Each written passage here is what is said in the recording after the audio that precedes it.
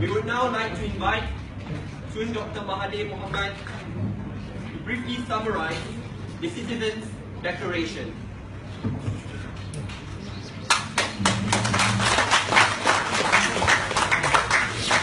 Bismillahirrahmanirrahim. Assalamualaikum warahmatullahi wabarakatuh. A very good evening to everyone. As you can see, this is a very unusual group of people. There is only one thing common about us. We are all citizens of this country. Whatever may be our beliefs, our ideologies, our particular struggle, that today is not important to us. What is important to us is that we as citizens want to express our worries, our concern about what is happening in the country today. So we are not here as representative of any party, NGOs or grouping. We are the citizens of Malaysia. Now why is it necessary for us to come together in this manner? For a long time now, people in Malaysia are worried and they have expressed their opinion, but then there is no concrete way of implementing their concerns or reacting to their concerns. They come to each and every one of us saying to us, please do something. They are very concerned, please do something. But we talk in different tongues almost. Each one of us express our stand and we agree generally with the concerns of the people and their views that this country is being led by someone who's doing a lot of damage to the country. Damage which may not be able to reverse in the future. If he is allowed to go on, the damage would become worse and worse. So because of that, we have come together with only one issue. That is that we must rid ourselves of Datuk Sri Najib as the Prime Minister of Malaysia.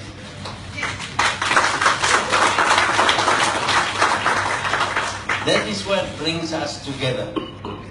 That is the purpose of this meeting, so that people in Malaysia can have a focus. They can have a body that they can voice their concerns to, not just to each other or to some people they know or to their own particular leader, but to address someone who represents the peoples of this country. Of course, the people of this country each have their own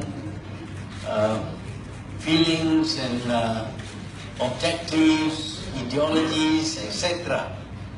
But it is quite clear that everyone, irrespective of their ideologies, their parties, their NGOs and all that, they all want one thing, that Najib should cease to become the Prime Minister of Malaysia. And so this group of people have decided that they will come forward and show their commitment. The commitment is in the form of signing a declaration, the same declaration for everyone. And that declaration, of course, includes the removal of Najib and the necessity to implement some reforms after he is no longer the Prime Minister. So that is why this very heterogeneous group of people have come together. It is not that about joining the opposition, for example. It's not just joining any particular group. It is just the citizens of Malaysia expressing their views and inviting the peoples of Malaysia to show their support. If they support, to show their support to this body. And then we can have an idea as to the wishes of the people in Malaysia. So we hope that following this, there will be efforts to get more people to sign the declaration. Now I would like to read to you the declaration.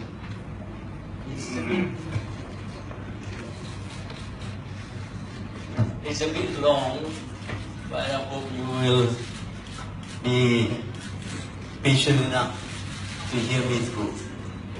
Now it is called the Citizens' Declaration.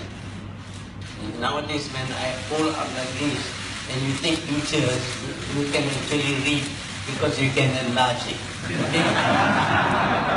Some people were not aware about that possibility. Citizens' Declaration. We, the undersigned citizens of Malaysia, append below our concern over the deteriorating political, economic and social situation in the country.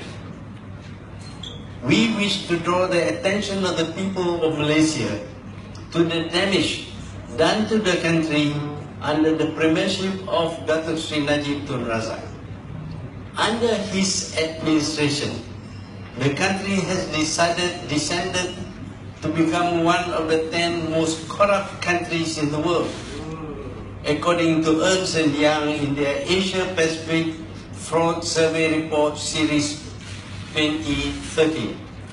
The 2015 Corruption Perception Index showed Malaysia has dropped 4 places from 50 to 54. This is because Datuk Sri Najib believes that money can ensure his position as Prime Minister of Malaysia. He believes that cash is king. Allocations to all ministries and public institutions, including universities, have been reduced because of shortages of funds. Even when allocations are budgeted for, no money was available. In 2009, he decided to set up a sovereign wealth fund to earn income for the government. He created One Malaysia Development Berhad, which became indebted with 42 billion ringgit of loans, which it is unable to repay. It is no longer sovereign wealth funds. It is sovereign debt fund. One MDB borrowed approximately 20 million ringgit to acquire 3 power plant companies for an overpriced 12.1 billion. Despite being awarded new power plant contracts and extension to the expiring power producing concessions, the 1MDB power companies were sold for 9.83 billion, or a loss of 2.27 billion.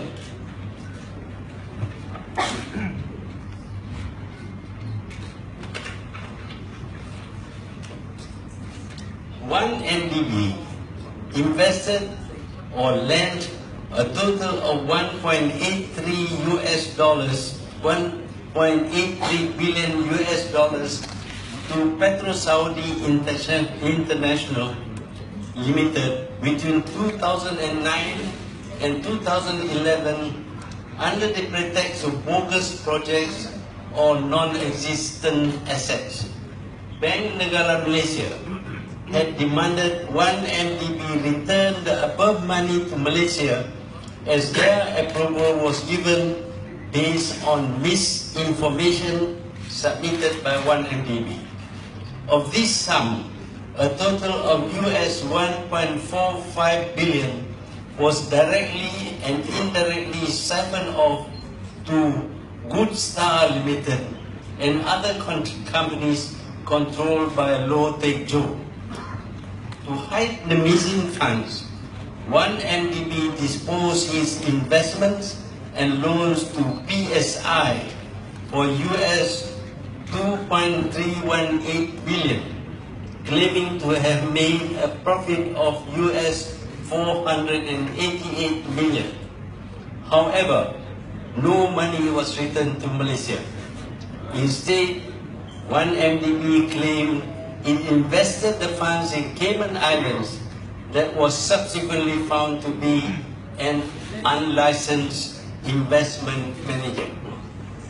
KPMG was sacked as 1MDB's auditors for refusing to confirm the value of the investment in the mysterious Cayman Fund. 1MDB claimed that the Cayman Islands investment has been fully redeemed. US 1.22 billion was reportedly redeemed on 5th November 2014, but was substantially utilized on the very same day to compensate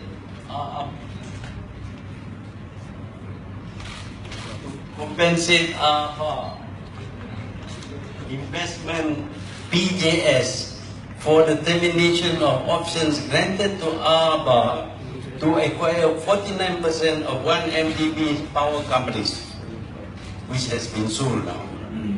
This is a lie because the parent of ABA, International Petroleum Investment Corporation, or IPIC, did not mention receipt of any such payments in its audited accounts published on the London Stock Exchange. Instead, the account stated that 1MDB owes IPIC the sum of US 481 million for the termination. 1MDB also took another loan of US 975 million from a Deutsche Bank-led consortium in September 2014 for the very same purpose of compensating ABA for the terminated options. The Wall Street Journal has exposed the fact that these money had been paid to a different British Virgin Island entity with a similar name, ABA Investment PJS Limited. They use a similar name to hide the fact that it did not go to the real Aba investment company, whose beneficial owner is completely unrelated to IP. The simple scam has fooled even the 1MDB auditors, Deloitte Malaysia, into believing that the payments were indeed received by IPIC's Aba. 1MDB announced that it made a second and final 1.1 billion redemption of the Cayman Islands investment in January 2015. Initially, the Prime Minister told Parliament that the sum was held in cash in BSI Bank.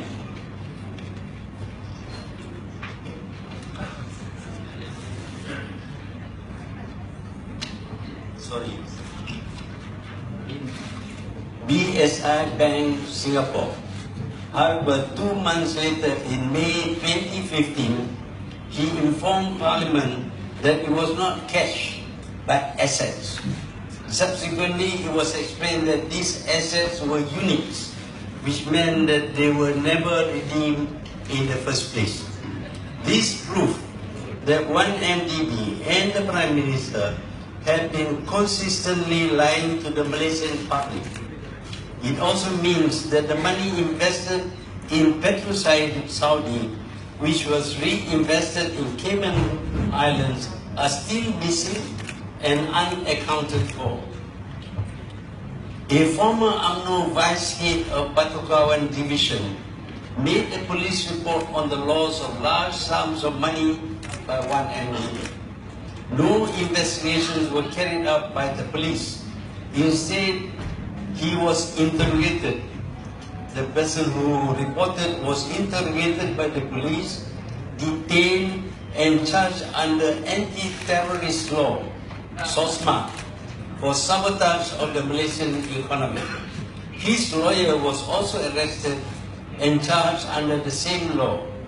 This had the effect of frightening people from making police reports on the 1MDB. The Wall Street Journal reported that Najib had US $681 million in his private account at M-Bank, Arab Malaysia Bank in Malaysia. Najib denied this at first, but later admitted he had a huge amount of money in his account.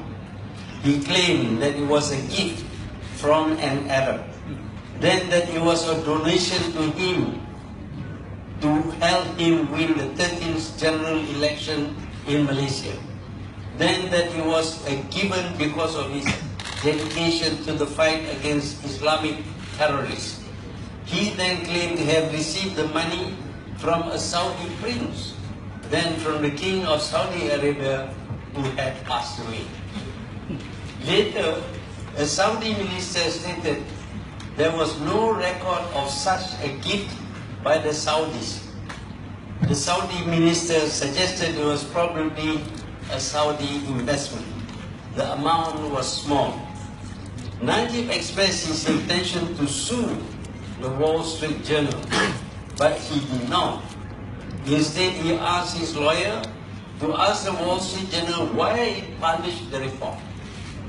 To this day, the Wall Street Journal continues to report more and more details about the US $681 million he has in his private account. He has not sued WSJ, which he can do in the country WSJ was published.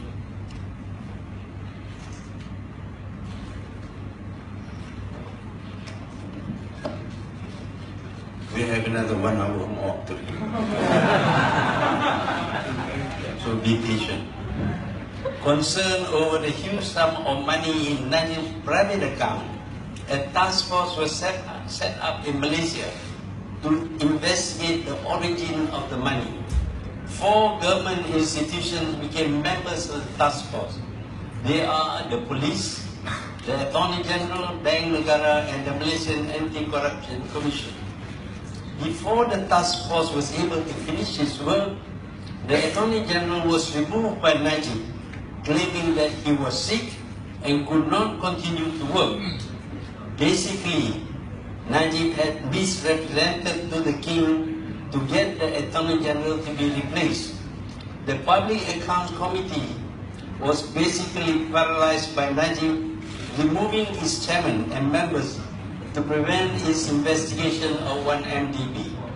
A new chairman, friendly to Najib, was appointed, and he promptly declared that Najib has done nothing wrong.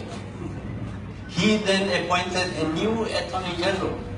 Shortly after, the new Attorney General dismissed a recommendation by Bank Negara for action to be taken, claiming that nothing in the report showed Najib had done any wrong.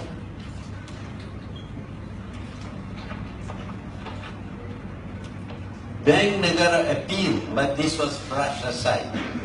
The new Attorney General also dismissed another report by the MACC, the Anti-Corruption Agency. The contents of the report are not revealed, and threats are made against revealing its contents. The new Attorney General has, without valid explanation, dismissed the recommendation of the two institutions that possess the powers and expertise in these areas. This dismissal prevented the matter from being determined by a court of law after all the evidence was evaluated. By doing so, the Attorney General has acted as prosecutor and judge. Due process and the rule of law has been denied.